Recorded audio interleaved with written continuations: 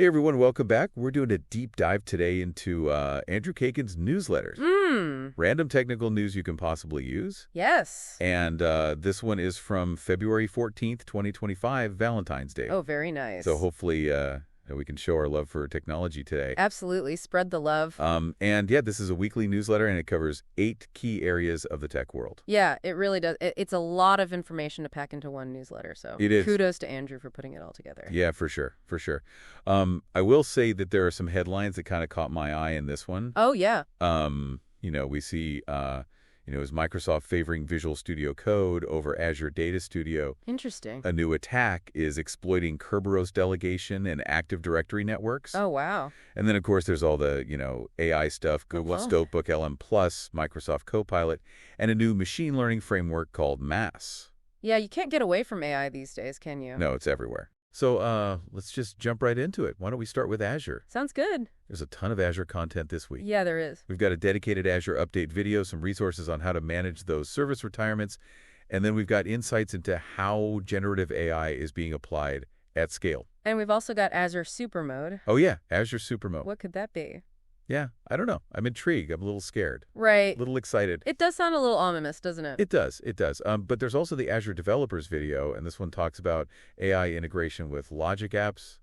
And they're also doing enhanced geo-replication for Service Bus and Event Hubs. So some really practical applications there for those who are using those services. For sure, for sure. Are you using any of these Azure services? How could these updates impact your work? I guess that's the question. Yeah, definitely something to consider. All right, let's move on to Microsoft 365. Okay. There's a OneDrive podcast called Let That Sink In. Clever. I know, right? I see what they did there. Very cool. Very penny. And then, of course, the SharePoint Roadmap pit stop video and a Viva Engage update. Yeah, keeping up with the times. And then we've got the, the star of the show, Microsoft 365 Copilot. Right. It's everywhere. It's everywhere. And they are saying that you can save an hour every day. A bold claim. I know, right? I would love to save an hour every day. Wouldn't we all? That would be fantastic. But, they are showing us how to set up Copilot chat. Okay, so they're putting their money where their mouth is. Yeah, they are actually showing us how to do it, so that's good. Also, there's a Viva Connections and SharePoint Framework community call for those who are really deep in that. In the weeds. In the weeds, yes. Yeah, exactly. All right, let's move on to the Power Platform in Dynamics 365. Okay. We've got the Powerful Devs Conference 2025. Ooh, 6 hours? I know. Can you imagine? I can't even imagine sitting through all of that. I don't know. I might have to take it in chunks. Definitely. Yeah, for sure. But it looks like there's just a ton of stuff happening in the Power Platform space. A lot to learn, a lot to keep up with. Yeah, there's also an article called Power Automate Desktop, the underdog. Interesting. What do you think about that? Why is that an underdog? Yeah, I'm not sure. I guess we'd have to read the article to find out, but it's certainly an intriguing title. Yeah, for sure. And then there are some Power BI tips videos focusing on semantic models and C# scripting. Oh, very nice. Yeah. And then if you are new to Dynamics 365 and the Power Platform, Andrew recommends checking out the Microsoft Business Applications video. Yeah, always good to have some foundational resources. Always good to start with the basics. Absolutely. Okay, let's move on to DevOps, SRE, and infrastructure. Oh, right. And we are starting off with GitHub Copilot, the Agent Awokens. Ooh, very dramatic. I know, right? I love it. And they're talking about how it's really becoming widely adopted. Yeah, it seems like it's really gaining traction. It's pretty cool stuff. And then there's a resource called Improve Your Design Ops Practice. Okay. Which seems to be offering some quick, actionable tips. Love that. Love the practical advice. Yes, exactly. And then we have an article about WebAssembly or WSM. WSM. Yeah. And how it's becoming increasingly relevant, especially for building high-performance web apps. Yeah, it's definitely a technology to watch. For sure. And then Mirantis has released an open-source control plane project for Kubernetes clusters. Oh, interesting. Yeah, so if you're working with container orchestration, that's something to keep an eye on. Definitely a lot happening in that space. All right, let's move on to data analytics and AI. The big one. The big one, I know, right? It seems like it's kind of woven into everything we've talked about so far. It really is. So first up, Microsoft Fabric is making some moves. Okay. They're announcing the Open Rosette function, workspace monitoring billing, and bulk insert in Fabric Data Warehouse. So those are all in preview, I assume? Yes, they're all in preview, but this is giving us kind of a glimpse into the future of data management and analysis. Definitely exciting times for data professionals. Yeah, for sure. But here's where it gets interesting. Oh. It looks like Microsoft's might be favoring Visual Studio Code over Azure Data Studio. That's interesting. But apparently Visual Studio Code is still missing some features. Yeah, that is interesting. Why would they do that? I don't know. That's the big question. Right. You'd think they would want to have all the features in place before making a switch like that. Yeah, it seems kind of backwards. It does a bit. And then we have MAUS, or Multi-Agent Architecture Search. Now, that sounds really cool. This is a new machine learning development, and it's all about optimizing multi-agent systems. So basically, AI designing AI.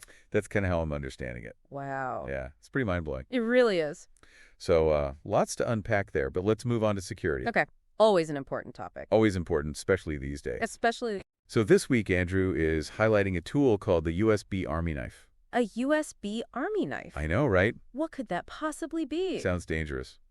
It does sound a little dangerous. But apparently it's a must-have for penetration testers. Okay, so for ethical hacking purposes. Exactly. Hopefully for good. Hopefully. And then there's a discussion about the Digital Operational Resilience Act, or DORA, and its implications for CIOs. Yeah, compliance is a big deal these days. It is, for sure. A lot to keep track of. Lots to keep track of. And then, because the cyber threats never sleep, Right. we have a report about a new attack that's abusing Kerberos delegation in Active Directory networks. So this is a big deal because Kerberos is used in so many organizations. Mhm. It's a core authentication protocol, so any vulnerability there is potentially very serious. Yeah, definitely something to be aware of and to make sure that your systems are patched and secure. Absolutely. And then to help with that, Andrea has included a video on how to get the most out of Microsoft Defender for vulnerability management. Oh, nice. So some practical advice there. Yeah, always good to have some practical tips. Always. All right, let's move on to something a little less adrenaline pumping, shall we? Learning and certifications. Okay, sounds good. So there's a beginner's guide to Microsoft Purview, Okay. which is a good resource for understanding data governance and compliance. Mm-hmm. And then we have the AI Engineer Roadmap for 2025. So for those who are looking to get into the AI field, Exactly. it lays it all out for you. It does. Mm-hmm. And then there's an article about how AI can assist managers in problem solving. Oh, interesting. So it's not just for technical folks anymore. No, AI is everywhere. It really is. For those of you who want to dive a little deeper, we've got an LLM quality optimization bootcamp Okay. and a list of 10 must-read microservices architecture books. Wow, that's a lot of reading. I know, right? Get your reading glasses ready. Definitely. And then there's a 3-part series on high-performance computing. So something for everyone. Yeah, lots of learning opportunities here, for sure. Keep those skills sharp. Yes, always be learning. All right, let's move on to our last section, industry news and trends. Okay. We're starting off with a video featuring Brad Smith on the new AI economy. So this is probably a high-level look at how AI is impacting various industries. Yeah, exactly. And then if you want a more granular view of AI applications, Andrew recommends the AI in the Fortune 500 playlist. Okay, so you can see how the big companies are using it. Yeah, exactly. And Google has expanded Notebook LM Plus to individual users. Oh, wow. I know, I'm excited about this one. Me too. That sounds really useful. It's like having a research assistant powered by AI. That's amazing. I know, right? It can summarize documents, answer your questions, and even generate different creative text formats. Wow. Yeah, so definitely check that one out. I will. And of course, we can't talk about industry news without mentioning Microsoft Copilot again. Right, it's the gift that keeps on giving. It is. There's a resource titled Microsoft Copilot, Everything You Need to Know. Okay, so they're really going all in on this.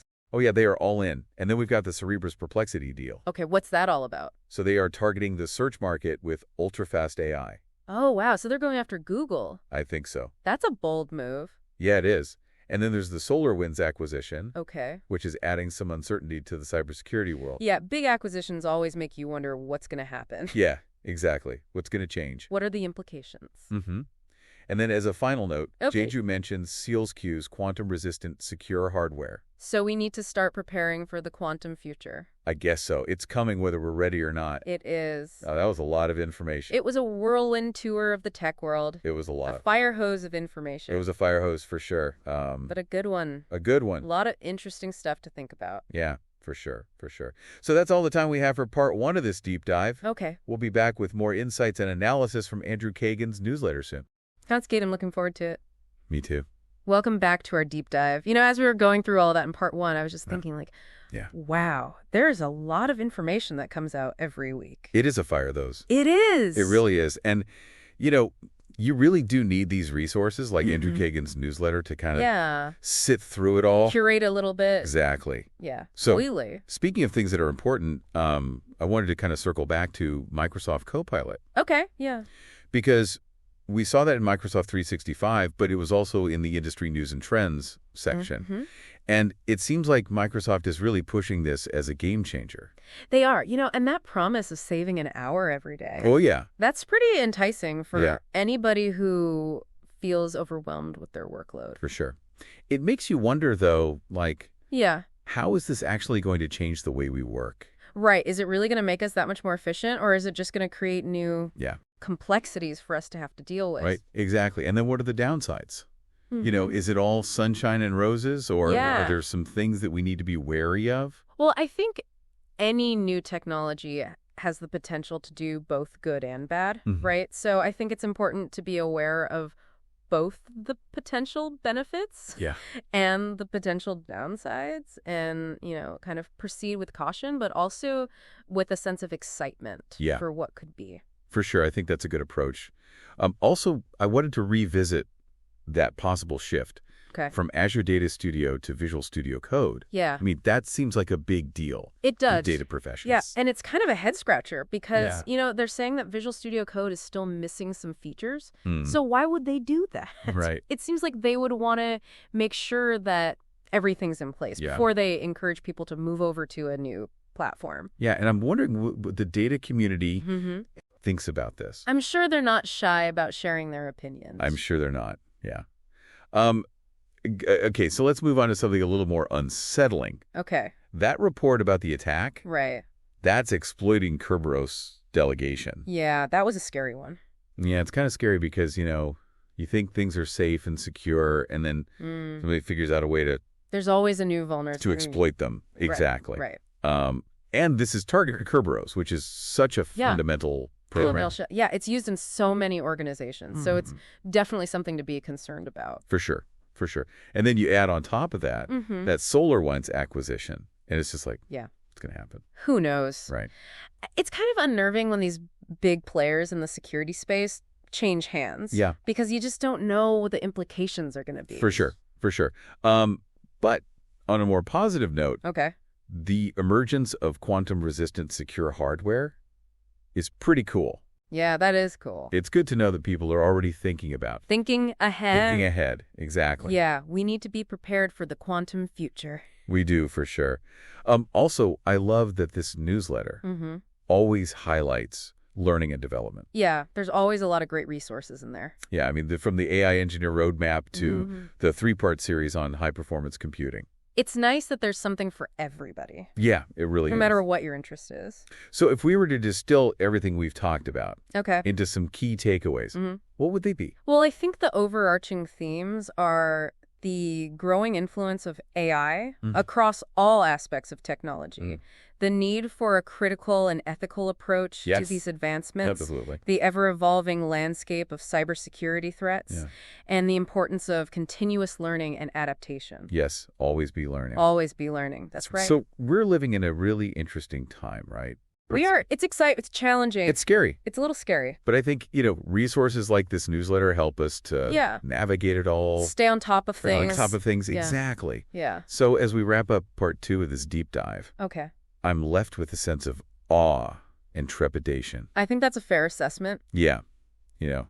Like it's amazing what's happening, Mhm. but it's also kind of like, oh my gosh, what does this mean for the future? Yeah. What does it all mean? So yeah, Big questions. big questions. We need to take a deep breath We do. and get ready for part 3. All right, let's do it.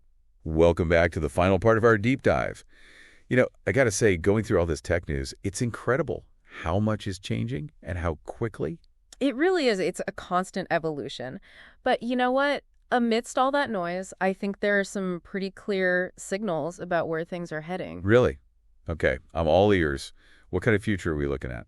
Well, if I had to make a prediction based on what we've seen just in this newsletter alone, I think the lines between the physical and digital world are going to get even blurrier. We're already seeing that a little bit with the metaverse and AR and all that stuff. But you're thinking bigger, right? Oh, yeah, much bigger. Think about it. Imagine a world where your work, your entertainment, even your social life is seamlessly integrated between the physical and the digital. No more switching back and forth. It's all just one big interconnected experience. Okay, I can kind of see that, especially with AI becoming so advanced. Like those AI assistants we talked about earlier. What if they weren't just on our phones or computers, but were integrated into our everyday lives? Exactly. Imagine AI helping us navigate not just the digital world, but the physical world too. Suggesting the best route to work based on real-time traffic conditions, or maybe even helping us cook dinner by providing step-by-step instructions and adjusting the recipe based on the ingredients we have on hand. That would be amazing, but it's also kind of scary. Like what does it even mean to be human when technology becomes that intertwined with our lives? Yeah, those are some big philosophical questions that we're going to have to grapple with as a society, but I think that's part of what makes this such an exciting time to be alive. We're on the cusp of something truly transformative. It's true, and I think this newsletter does a great job of highlighting not just the technological advancements, but also the ethical considerations and the potential impact on society. I agree. It encourages us to think critically about these developments and to have those tough conversations about how we want to shape the future. And it also points to another trend that I think is really important, the democratization of technology.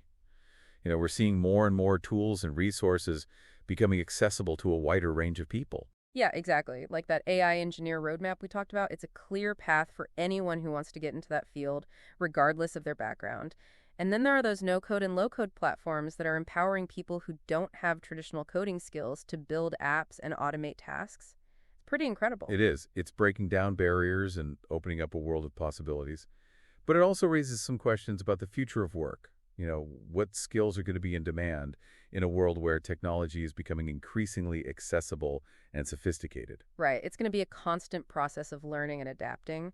But I think the key is going to be to focus on skills that can't easily be automated, things like creativity, critical thinking, problem solving, and emotional intelligence. I think you're right. And those are skills that can be developed and honed throughout our lives.